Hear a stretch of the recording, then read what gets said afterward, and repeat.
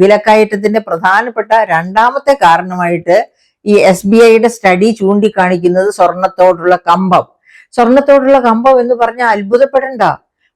Gold world council എന്താ കണക്ക് പറഞ്ഞിരിക്കുന്നതെന്നറിയാമോ? ഇന്ത്യയിൽ വിൽക്കപ്പെടുന്ന സ്വർണത്തിന്റെ 20% കേരളത്തിലാണ് വിൽക്കപ്പെടുന്നത്.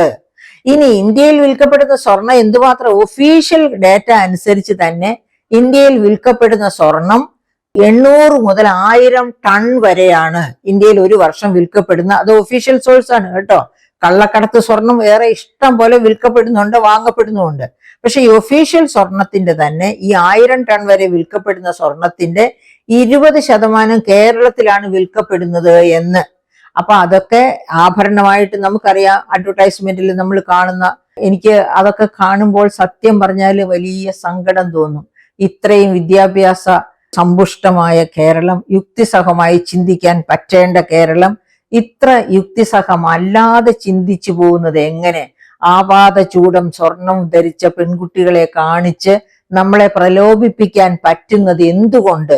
നാം ഒരു കാരണവശാലും യുക്തിസഹമായി ചിന്തിക്കില്ല എന്ന് ഉറപ്പുള്ളത് കൊണ്ടല്ലേ ഈ ഇങ്ങനെ ഈ കച്ചവടം നടത്തുന്നതിനായിട്ട് ഈ തന്ത്രങ്ങൾ, ഈ വ്യാപാര തന്ത്രങ്ങളും കൊണ്ട് നടക്കുന്നവര്. എനിക്ക് തോന്നാറുണ്ട് ചിലപ്പോഴൊക്കെ സെലിബ്രിറ്റികൾക്കെതിരെ കോടതിയിൽ പോകണമെന്ന്. ഇത്തരം വ്യാജ പ്രചാരണം, തീർച്ചയാണ് ഇത് വ്യാജ പ്രചാരണമാണ്. എന്തിനാ? നമ്മളെ കണ്ണുകെട്ടി നമ്മളെ വിശ്വസിപ്പിച്ച് ഒരുപാട് ആഭരണങ്ങൾ വാങ്ങിക്കൂട്ടുക. സ്വർണം തീർച്ചയായിട്ടും ഏറ്റവും സൂക്ഷിച്ചു വെക്കാവുന്ന മൂല്യവത്തായ ഒരു അസറ്റാണ്. അതുകൊണ്ട് സ്വർണത്തിൽ നിക്ഷേപിക്കാം. മക്കളെ വിവാഹം ചെയ്തു കൊടുക്കുമ്പോഴും സ്വർണം കൊടുക്കാം. പക്ഷെ ഒരു കാരണവശാലും പാതാതികേശം ആഭരണങ്ങൾ അണിഞ്ഞ് ഉള്ള ഇത്തരം അഡ്വർടൈസ്മെന്റിൽ വീണ് ആ ആഭരണങ്ങൾക്ക് വേണ്ടി പണം കളയരുത്. ആഭരണങ്ങൾക്ക് വേണ്ടി പണം കളഞ്ഞാൽ അതിന്റെ പണിക്കൂലി, അതായത് എനിക്ക് തന്നെ നല്ല അനുഭവമുണ്ട്.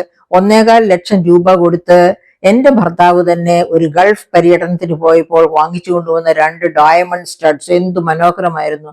പക്ഷെ അത് വളരെ വലുതായിരുന്നു, കുറച്ച് എന്റെ കാതിന് ചേരില്ലായിരുന്നു പ്രിയപ്പെട്ട സുഹൃത്തുക്കളെ. അവസാനം ഞാൻ അത് കൊണ്ടുവന്ന് ഇവിടെ ട്രിവാൻഡ്രത്ത് തന്നെയുള്ള ഒരു ജ്വല്ലറിയിൽ അത് മാറ്റി വെച്ചാൽ വെറുതെ വീട്ടിൽ വെച്ചിരുന്നിട്ട് കാര്യമില്ലല്ലോ. അങ്ങനെ മാറ്റി കഴിഞ്ഞപ്പോ 1,25,000 രൂപ കൊടുത്ത് 10-15 വർഷം മുൻപ് മേടിച്ച സാധനത്തിന് എനിക്ക് കിട്ടിയ രൂപ 33,000 രൂപ. ഇത് എന്റെ അനുഭവമായി പറയുന്നത് കേട്ടോ. അതിമനോഹരങ്ങളായിരുന്നു ആ സ്റ്റഡ്സ്, 2 ഡയമണ്ട് സ്റ്റഡ്സ്, 7 കല്ല് വെച്ച ഡയമണ്ട് സ്റ്റഡ്സ്. പക്ഷെ ഈ കടക്കാരെന്താ പറഞ്ഞെന്നറിയാമോ? 18 ഗ്രാം സ്വർണമാണെന്ന്. അതുകൊണ്ട് ആ വിലയ്ക്ക് അവരതിനെ റിഡ്യൂസ് ചെയ്തു. പ്രിയപ്പെട്ട സുഹൃത്തുക്കളെ, അവർ പറഞ്ഞത് ശരിയായിരിക്കാം, തെറ്റായിരിക്കാം. പക്ഷെ 1,25,000 രൂപ കൊടുത്ത് 15 വർഷം മുൻപ് വാങ്ങിയ ഉൽപ്പന്നമാണ് ഇത്ര ലോ പ്രൈസിൽ ഞാൻ കൊടുക്കേണ്ടി വന്നത് എന്ന് ഓർക്കണം. അതുപോലെ നിങ്ങൾക്കും അബദ്ധം പറ്റാതിരിക്കാൻ വേണ്ടിയാണ് ഇത്. ഇത്രയും വലിയ സ്റ്റഡ്സ്, എന്റെ കാതിന്റെ സൈസ് അനുസരിച്ച് അത് ഒരിക്കലും ചേരില്ല. അതുകൊണ്ട് ഞാൻ കൂടെ ഉണ്ടായിരുന്നെങ്കിൽ അത് ഞാൻ വാങ്ങില്ലായിരുന്നു. പക്ഷെ ഞാൻ കൂടെ ഇല്ലാതിരുന്നത് കൊണ്ട് അതിന്റെ മനോഹാരിത കണ്ട് ഹസ്ബൻഡ് വാങ്ങിച്ചതാണ്. അപ്പൊ അങ്ങനെ ഞാൻ പറഞ്ഞു വരുന്നത്, ഈ അഡ്വർടൈസ്മെന്റ്സ് ഒക്കെ കാണുമ്പോൾ നമുക്ക് ഇങ്ങനെ പലതും വാങ്ങാൻ തോന്നും. പക്ഷെ അവസാനം നമ്മുടെ നിക്ഷേപം നാം നശിപ്പിച്ചു കളയുകയാണ്. വലിയ മനോഹരങ്ങളായ എത്ര ഡിസൈൻസ് എവിടെയാ മാറ്റി ഇടാൻ പോകുന്നത്? അതിട്ടുകൊണ്ട് നിങ്ങൾ പുറത്തേക്ക് പോയാൽ നിങ്ങളുടെ കഴുത്തും കൊണ്ട് നിങ്ങൾക്ക് തിരിച്ചു വരാൻ പറ്റുമെന്ന് ഉറപ്പുണ്ടോ? നിങ്ങളുടെ കൈ കൊണ്ട് തിരിച്ചു വരാൻ പറ്റുമെന്ന് ഉറപ്പുണ്ടോ? ഇതാ ഈ കയ്യേലിട്ടിരിക്കുന്നത് നോക്കൂ.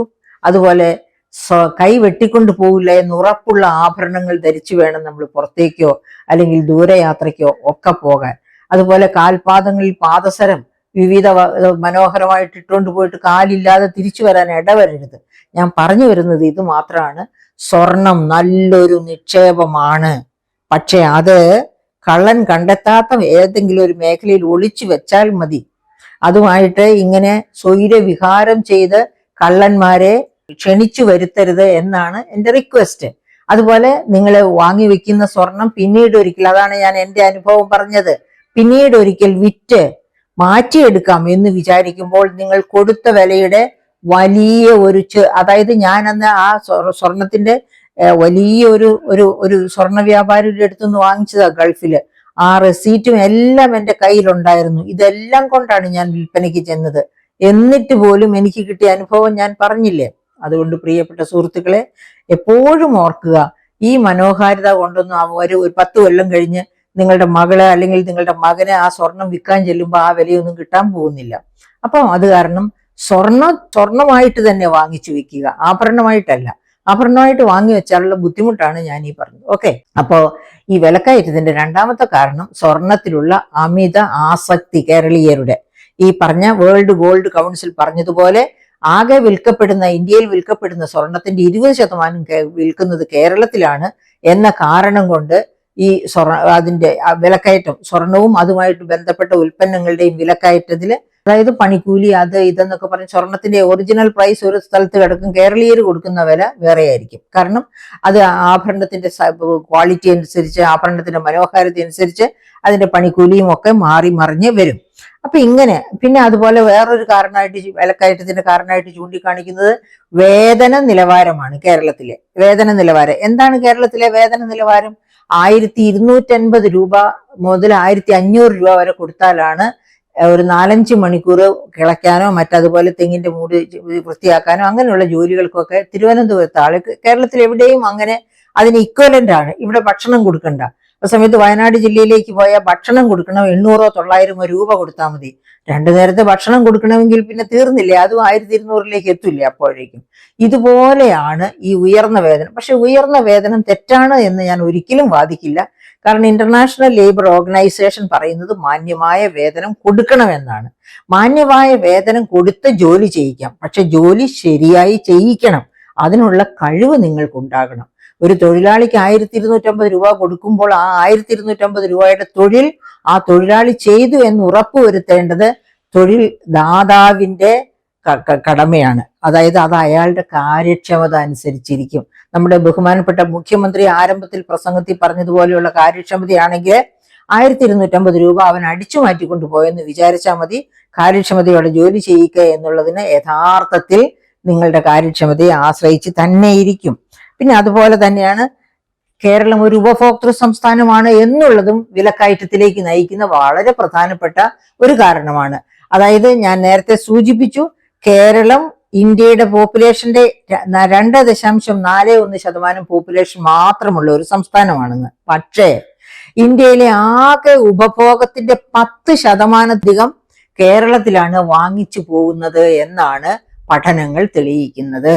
അപ്പോൾ കേരളീയര് ഈ അഡ്വർടൈസ്മെന്റ്സ് ഒക്കെ കണ്ട്, അതായത് ആരുടെയൊക്കെ ഫ്ലിപ്കാർട്ട് ആകട്ടെ, ആമസോൺ ആകട്ടെ, മൈജി ആകട്ടെ, ആരും ആകട്ടെ തിമിർത്തുള്ള അഡ്വർടൈസ്മെന്റ്സ് കൊണ്ട് നമ്മുടെ കണ്ണ് വെട്ടിച്ച് നമ്മളെ അന്ധരാക്കി നമ്മളെ ഏത് ഉൽപ്പന്നവും അടിച്ചേൽപ്പിക്കാവുന്ന ഒരവസ്ഥയിലേക്ക് എത്തിച്ചിരിക്കുന്നു. അപ്പൊ അതുകൊണ്ടാണ് ഞാൻ ആരംഭത്തിൽ തന്നെ സൂചിപ്പിച്ചത്, പഠനം കൊണ്ട്, അതായത് ലിറ്ററസി കൊണ്ട് നമുക്കുണ്ടായ ആ ലോജിക്കൽ തിങ്കിങ്, അതിനെവിടെയാണ് അപകടം പറ്റിയത്? ലോജിക്കൽ തിങ്കിങ് ഉള്ള ആരും തന്നെ ഇത്തരം അഡ്വർടൈസ്മെന്റിന് വഴിപ്പെട്ട് ആവശ്യമില്ലാത്ത ഉൽപ്പന്നങ്ങൾ വാങ്ങിച്ചു കൂട്ടുകയില്ല.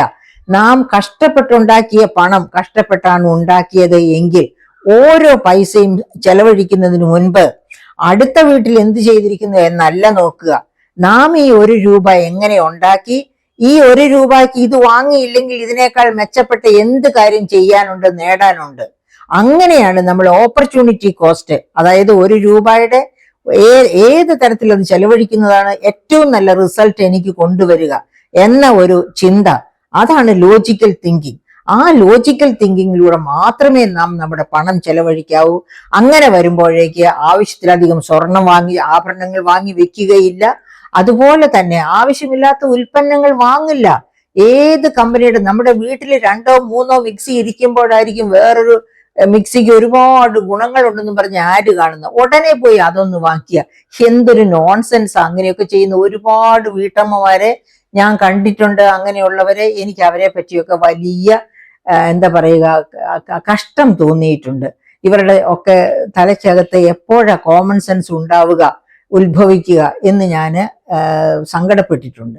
അപ്പോൾ എൻ്റെ പ്രിയപ്പെട്ട സുഹൃത്തുക്കളെ, ഇതൊക്കെയാണ് കേരളം വിലക്കയറ്റത്തിലെ ഇന്ത്യയുടെ എന്താ പറയുക നെറുകയിലെത്താൻ കാരണം. നെറുകയിലെത്തുന്നത് നല്ലതാ, പക്ഷെ വിലക്കയറ്റം എന്ന ഒരു വേണ്ടാത്ത ഇഷ്യൂ കൊണ്ടാകരുത് നെറുകയിൽ എത്തുന്നത്.